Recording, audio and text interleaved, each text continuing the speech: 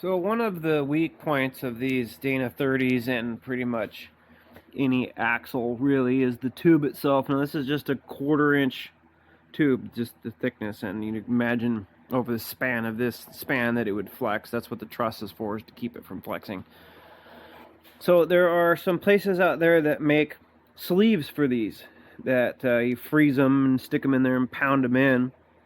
And so this one has an axle seal leak, and I plan on putting sleeves in this eventually, someday. Not right now, but someday. And so I was trying to come up with a thought process here, like, man, it seems like, it's an interference fit, which makes sense, but all that rust and shit in there, how do you ensure that thing is going to go in there without binding up and getting stuck for surety? Because, once it's in there, it starts warming up and it expands, it's going to be in there, and if it's not in there all the way, then you're basically screwed. So I came up with a couple tools here. One was I was doing the Dana 60 center axle disconnect, and it leaked really bad, and I had to had to clean the tubes out. But it's not like an easy sort of access where you got different sections here, and I can't just get in there to clean it out. So I took this shock bushing cup and welded on a broken 9/16 socket to it, and what I did was you can take that and then put it on the end of a large locking extension, and then take this sucker and stick it in there and scrape out all the ickies, most of the ickies. So there's still always going to be a little bit in there. So I was sitting there thinking, man, if it's still that dirty and I go to pound some sleeves in there, that's not going to go. I need to clean that tube somehow. So how do you clean this? What process do you use? I mean, you can't take it apart, right? There's really not much you could do. You need a round brush like this. So this is kind of what I came up with. This is a drill chuck for a if you have a 1/4 inch drive like that DeWalt. Let's see, I have another one over here. Basically what this does is it allows you to take something with a 1/4 inch drive like this, and you put this in there and it becomes a drill chuck. So I stuck this beat up round wheel in there, and then this is a 3/8 to 1/4 adapter that just kind of sits in there, and you could use something like this or like this. There's a couple different ways you could put this together. And then so I take this and take this guy off, stick this guy on. Oh, it's the right hole. Let's see if I can do this.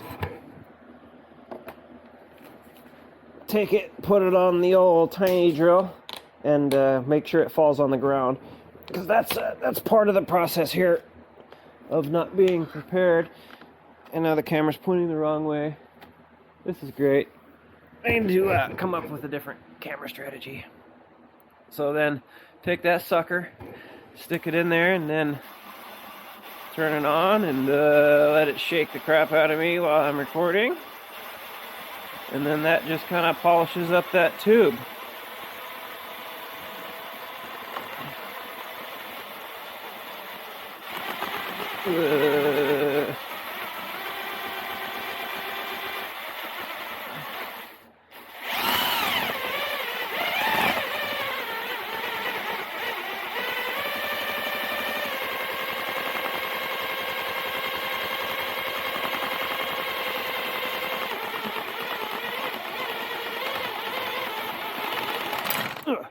Perfect.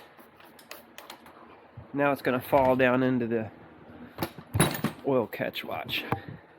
No, it didn't.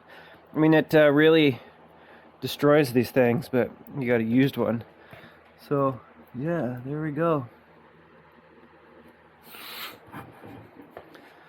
Oh, man. I'll grab another flashlight. I'm not very good at this. I need to watch some videos about how to video, I guess. So there we go. Blow that out, and then continue down the other tube. So when I put the sleeves in this thing in the future, it'll go substantially quicker. And especially for this guy, because that's pretty nasty in there. And the other thing is, you know, like on the AAM axles, for example, they're really long, and when you go to pull the axle out or stick it in, it's almost impossible to keep the poo-poo off the tip. So when it goes into the side gear, sometimes they get stuck because all the crap in there. So yeah, I thought that was interesting. Figured I'd share that because I don't recall ever seeing anything like this on the internet before. So hopefully this helps somebody not get themselves stuck. Bye-bye. Alright, try and get this. That's just after two passengers. Remember a minute ago this thing was just nasty and full of oil. I'm going to try and get this to where it's not looking directly at the light. But God, this is not the right camera for this. But anyway, you can see how clean that tube is now. And that's just from using the little brush. So I'm sure that this is going to help a couple different ways. One, it's not going to hold as much moisture in there because there's nothing for it to stick to. It'll drain easier. And also, when I go to put the sleeves in later, it'll be much more better. You can kind of see, I don't know if we're going to be able to see that, but a couple inches back, you can see there's like there's a rib there. It's because the spindle's actually squeezing on it. So this diameter here is a little bit thinner than it is here, which makes it to where this is a weak point.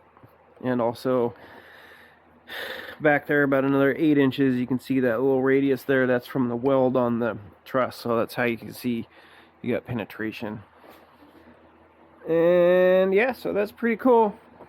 And this just goes to show you that you don't need to spend, you know, hundreds of dollars on specialty tools when you can just make something out of what you got laying around here. I mean, there's a whole bunch of tools in here that I've made. Maybe I'll do a separate video on that in the future. But yeah, I mean, look what we got. We got a $14 chuck, a small adapter, and a broken socket and a piece of a shock bushing cup. I mean, two simple tools made out of stuff that you just got laying around. I mean, you might not have this, but I mean, you can improvise. That's what your problem solving skills are all about. And these, I mean, this one's even worse shape than that one, but I like this one better because this is more rigid here, which makes this flex less, and this is smaller, which makes the bristles able to flex more. I don't even know if this would be able to fit in here. No, that wouldn't even work. So you need the small one. Let's see if there's a part number on this or anything. Wear safety goggles. So I don't know. There you go. Solving problems with what you got.